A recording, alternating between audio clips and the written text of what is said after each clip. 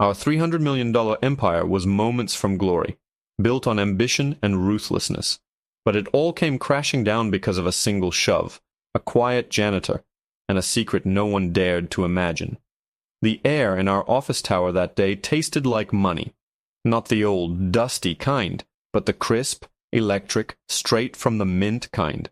We were on the verge of closing the Innovate Dynamics deal, a $300 million contract that would catapult our firm, Thorne and Associates, from a major player into the stratosphere. For 6 months my life had been nothing but late nights, lukewarm coffee, and PowerPoint presentations designed to dazzle. I was a senior vice president, and this deal was my baby as much as it was anyone's. The pressure was immense, but the payoff would be legendary. Our CEO, Marcus Thorne, moved through the office like a shark in a tailored suit. He had that predatory charisma that people mistake for leadership. He was all brilliant smiles, firm handshakes, and a vocabulary of corporate buzzwords that could make even a hostile takeover sound like a team-building exercise. To the board and our clients, he was a visionary. To most of us who worked under him, he was a tyrant with a temper as sharp and fragile as a shard of glass. We'd all seen him tear into a junior analyst for a typo, or publicly humiliate a manager whose numbers were a fraction of a percent off. We tolerated it because he got results. We were all getting rich, and that, we told ourselves, was the price of admission. Then there was Mr. Henderson. His real name was Samuel, but for the 20 years he'd worked in our building, everyone just called him Mr. Henderson. He was in his late 60s, a kind, quiet man, with silver-flecked hair and hands that showed a lifetime of hard work. He was our evening janitor. He wasn't an employee of Thorne and Associates, but he was more a part of our office than half the people who had key cards. He'd seen VPs like me come in as fresh-faced interns. He knew who was getting divorced, whose kid was sick, who was staying late because they were terrified of going home to an empty apartment. He never said much, but he'd offer a quiet smile or leave an extra chocolate from the vending machine on your desk if he saw you were having a rough night. He was part of the furniture of the place, a steady, unassuming presence in our chaotic world. That fateful evening, the final meeting with the Innovate Dynamics team had just wrapped up. It went perfectly. The handshakes were firm, the smiles were genuine. The deal was all but signed.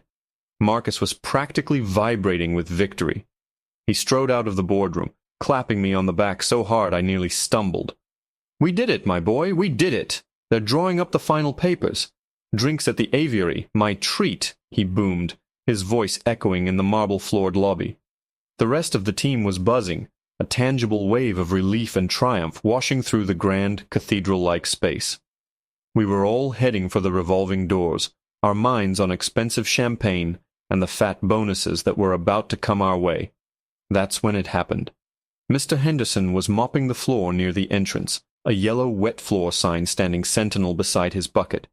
He was working methodically, his back to the oncoming crowd, the rhythmic swish of his mop a gentle counterpoint to our loud celebrations. Marcus, busy barking into his phone at his driver, didn't even look up. He was a man who expected the world to part for him. He clipped the edge of Mr. Henderson's bucket with his $1,000 Italian leather shoe. A small amount of murky water sloshed out, barely touching the tip of his shoe. It was nothing. A minor inconvenience that a normal person would have ignored. But Marcus Thorne was not a normal person. He stopped dead. The entire lobby seemed to hold its breath. "What the hell?" he hissed into the sudden silence. Mr. Henderson turned, his eyes wide with alarm. "Oh, I'm so sorry, Mr. Thorne. I didn't see you. Let me get that." He started to fumble for a rag. Marcus's face had gone from triumphant to thunderous in a split second. The mask was off. "You didn't see me?" he snarled, his voice low and venomous. "Or are you just a clumsy, useless old man who shouldn't be allowed to handle a bucket?" A few of us shifted uncomfortably. "Marcus, it's fine. It was an accident," I started to say, taking a step forward. He shot me a look that could freeze fire. "Stay out of this." He turned his full, terrifying attention back to Mr. Henderson, who was now standing very still, looking small and frail under the towering glass ceiling. "Do you have any idea how much these shoes cost? It's more than you make in a month. Do you have any idea the kind of deal I just closed? The kind of history I just made in this building while you were splashing your filth all over the floor? Mr. Henderson just looked at him, his face a mixture of fear and quiet dignity. He didn't say a word. And that, I think, is what broke Marcus. The silence. The refusal to crumble. It was a defiance Marcus couldn't comprehend. "Answer me when I'm talking to you," Marcus spat, stepping right into Mr. Henderson's personal space. He poked a finger hard into the old man's chest. "You're nothing. A ghost who cleans up our messes." And then he did it. It wasn't a punch. It was something worse, more demeaning. He shoved him. A hard, two-handed shove to the chest. Mr. Henderson, with no way to brace himself, stumbled backward. His feet got tangled and he fell. His head hit the polished marble floor with a sound that I will never forget. It wasn't a loud crack, but a sickening, hollow thud that echoed in the cavernous lobby and silenced every last celebratory whisper. For a moment, everyone was frozen. We all just stared. Mr. Henderson lay on the floor, dazed, a thin trickle of blood starting to seep from the back of his head onto the pristine white stone. Marcus looked down at him, his chest heaving, not with remorse but with rage. He straightened his tie, adjusted his cuffs, and scoffed. "Next time, watch where you're going," he muttered, before turning and striding out the revolving door as if he'd just stepped over a piece of trash. I was the first one to move, rushing forward and kneeling beside Mr. Henderson. "Sir? Mr. Henderson, can you hear me? Someone call 911, I yelled, my voice cracking. As I looked up, frantically searching the shocked faces of my colleagues, my eyes locked on someone standing near the elevator bank. It was a young woman I recognized from the Innovate Dynamics legal team, one of their sharpest junior associates. She hadn't left with the senior partners. She was just standing there, her phone in her hand, pointed directly at the scene. And the small red light in the corner of the screen was on. She had seen everything, and she had recorded it all. Her expression wasn't one of shock or horror. It was cold, analytical, like a scientist observing a specimen. She held my gaze for a fraction of a second, a silent acknowledgement passing between us. In that moment, she knew that I knew. Then, with a chillingly calm motion, she lowered her phone, slipped it into her blazer pocket, turned, and walked out of the building without a word. She didn't run. She didn't rush. She just left, carrying a digital bomb that I knew would obliterate everything we had just celebrated. The spell broke. People started talking at once, a frantic buzz of whispers and panicked exclamations. Someone's shaky voice confirmed they were on the line with 911. I turned my attention back to Mr. Henderson. His eyes were open but unfocused, glassy. The blood was matting in his gray hair. "It's okay, Mr. Henderson," I said, my voice sounding thin and useless. "Help is on the way. Just stay still." I took off my suit jacket, a ridiculous $1,000 piece of fabric, and folded it, trying to gently cushion his head without moving him. The gesture felt pathetic, like trying to patch a sinking ship with a postage stamp. The paramedics arrived with an efficiency that felt alien in our world of abstract deadlines and financial projections. They were dealing with blood and bone, with life and consequence. They took over, their questions sharp and direct. Did he fall? Did anyone see what happened? My colleagues, who just minutes before were ready to conquer the world, now couldn't meet my eyes. They mumbled, they shrugged, they suddenly became fascinated by the pattern on the marble floor. They were terrified, not of the violence they had just witnessed, but of the man who had perpetrated it. I told the paramedics what I saw. He was pushed. He fell and hit his head. The words felt like stones in my mouth. I watched them carefully lift Mr. Henderson onto a stretcher, his face pale under the harsh lobby lights. As they wheeled him out, I saw his mop and bucket still standing by the door, a humble, heartbreaking monument to the moment our world had fractured. The next hour was a blur of building security and a brief preliminary statement to 2 police officers. I kept my story simple and true. He was pushed by Marcus Thorne. When they asked where Mr. Thorne was, I could only say he had left. The whole time my phone was buzzing in my pocket. I knew who it was. Finally, as the lobby cleared and a different cleaning crew came to sanitize the spot where Mr. Henderson had fallen, I answered it. "What did you tell them?" Marcus's voice was a low growl, stripped of all its usual charm. "The truth," I said, my hand gripping my phone so tightly my knuckles were white. A humorless laugh crackled down the line. The truth? The truth is an old, incompetent janitor slipped on his own wet floor and is now trying to stage a payday. He stumbled into me. End of story. Is that understood? Marcus, he didn't just stumble. You shoved him. I saw it. We all saw it. Nobody saw anything, he snarled. They saw a clumsy old man fall. They saw their CEO, who was about to make them all very, very rich, get accosted. You need to get your story straight. Your bonus is tied to this deal closing cleanly. My reputation is tied to it. Don't be a fool. The line went dead. I drove home in a daze. The celebratory champagne was a sick joke waiting in my fridge. I didn't sleep. I just sat in the dark staring at my laptop, waiting. I scrolled through Twitter, news sites, everywhere. I was waiting for the video, for the world to see what I saw, for the cold, calculating face of that young lawyer to appear on CNN. But there was nothing. The internet was silent. The city slept. Maybe she'd had second thoughts. Maybe Innovate Dynamics' legal department had decided to bury it, to not upset the massive deal over an internal matter. A sliver of treacherous hope began to worm its way into my gut. Maybe Marcus, for all his monstrousness, would get away with it. Maybe we all would.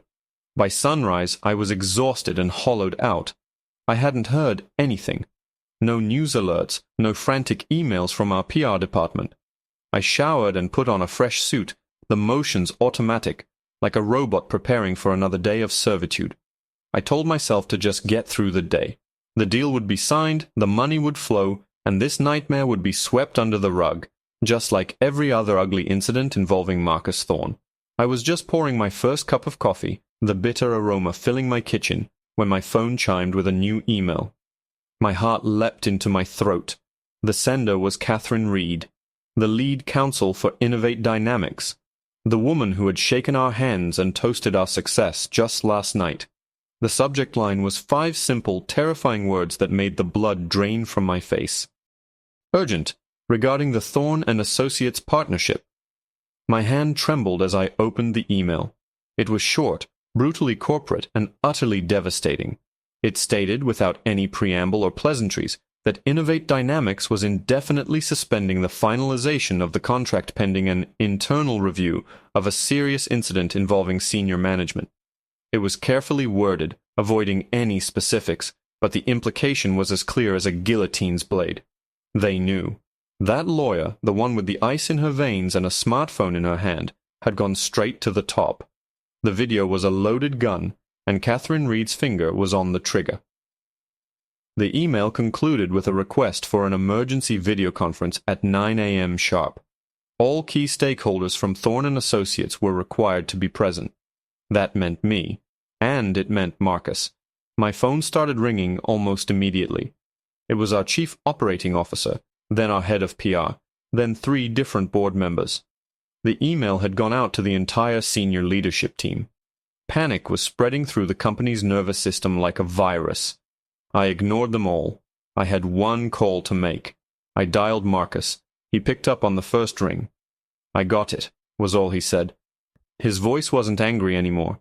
It was dangerously calm. "They're bluffing. It's a power play.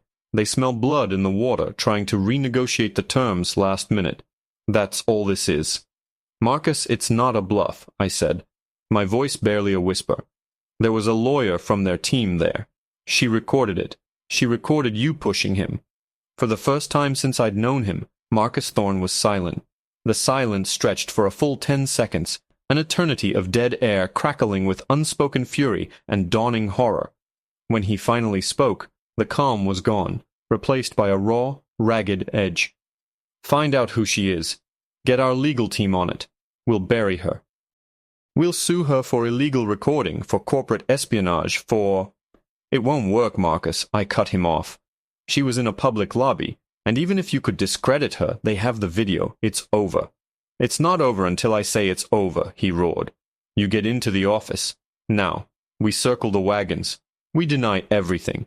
It's our word against some nobody janitor and a lying junior attorney trying to make a name for herself. Get here." He hung up. I walked into the office half an hour later, and it felt like walking into a funeral home. The usual morning buzz was gone. replaced by hushed conversations that ceased the moment I walked past. Everyone knew something was wrong. In the main boardroom, the air was thick with tension. Marcus was already there, pacing in front of the floor-to-ceiling windows, a caged tiger looking down on the city that was about to turn on him. Our top lawyers were there, looking pale and grim. At precisely 9 a.m., the video call connected. Catherine Reed appeared on the massive screen that usually displayed our triumphant sales charts. Beside her sat two other stone-faced executives from Innovate Dynamics. They looked like a tribunal. "Mr. Thorne," Catherine began, her voice flat and devoid of any warmth. "We received a troubling report regarding an incident in your building's lobby last night. An alleged assault on a member of the janitorial staff by you." Marcus forced a laugh. It was a ghastly sound. "Catherine, I think there's been a massive misunderstanding. One of the building's cleaners, a very elderly gentleman, unfortunately took a fall. He seemed disoriented. I was actually trying to help him. The lie was so bold, so audacious, it sucked the air out of the room. I could feel our lawyers physically cringe. Catherine Reed didn't even blink. Is that so?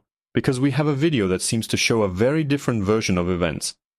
A version where you verbally abuse the man before shoving him, with force, to the ground." "That video is a fabrication," Marcus snapped. "It's doctored. It's an attempt at extortion by a disgruntled employee of yours." Catherine let him finish. She let the desperate, pathetic accusation hang in the air. Then she gave a slight, almost imperceptible nod to someone off-screen. And then it happened. An email notification popped up on all our laptops simultaneously. It was from her. The subject, evidence. Attached was a single video file. My heart hammered against my ribs. I knew what it was, but I clicked it anyway. We all did. The video filled my screen. It was horrifyingly clear. The audio crisp. There was Marcus, his face twisted in a mask of pure arrogance and rage. There was his voice, venomous and cruel. "You're nothing. A ghost who cleans up our messes."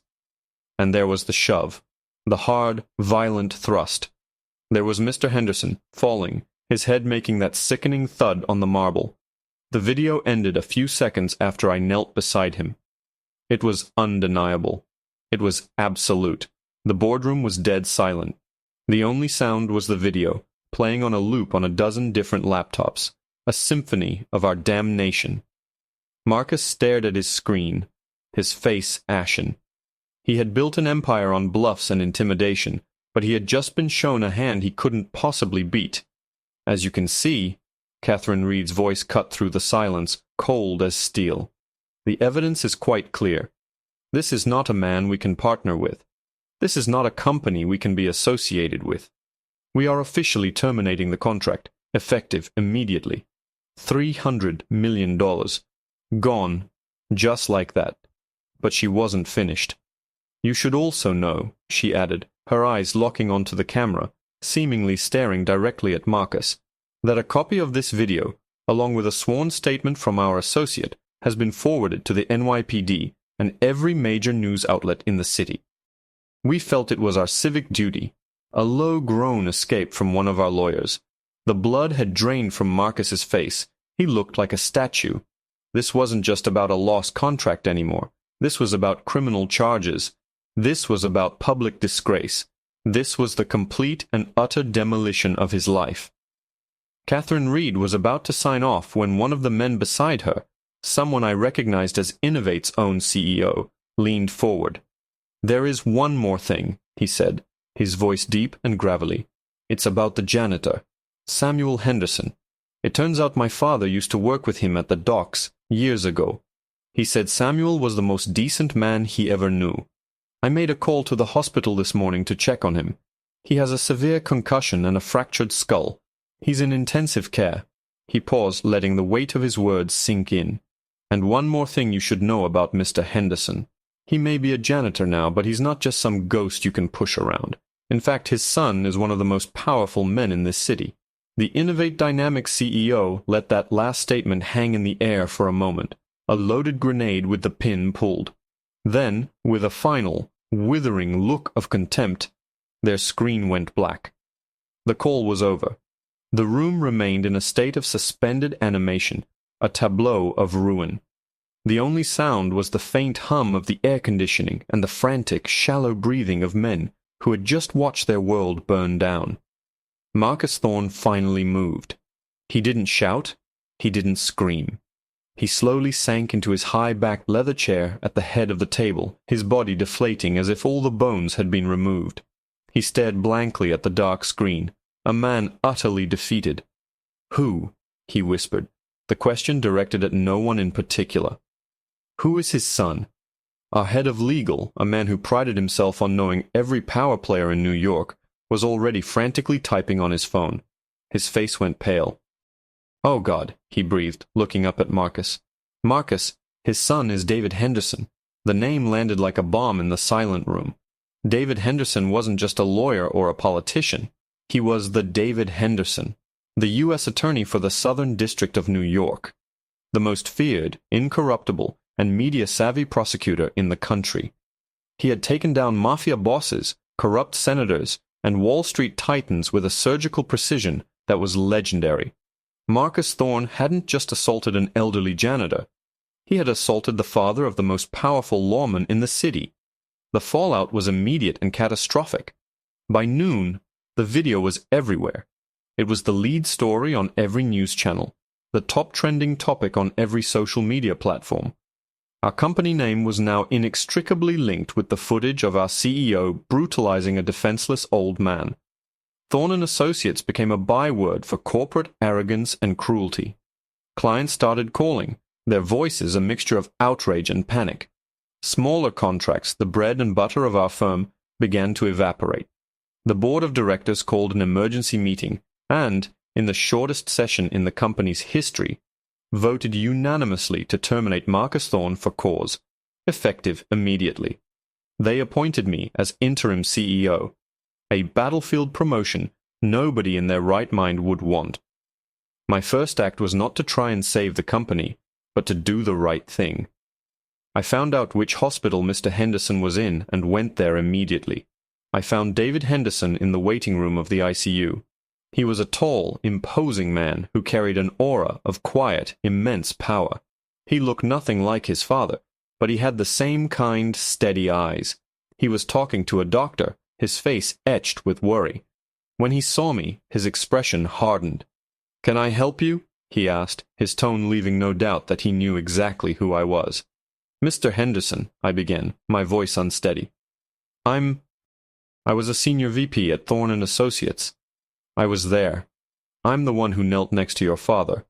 I am so sorry for what happened. There are no words." He studied my face for a long moment, his gaze unwavering. "You gave a statement to the police," he said. "It wasn't a question. You told the truth."